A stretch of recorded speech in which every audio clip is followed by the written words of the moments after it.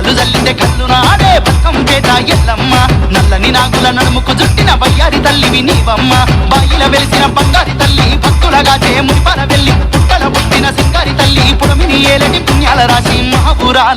ఊరాల ఎల్లు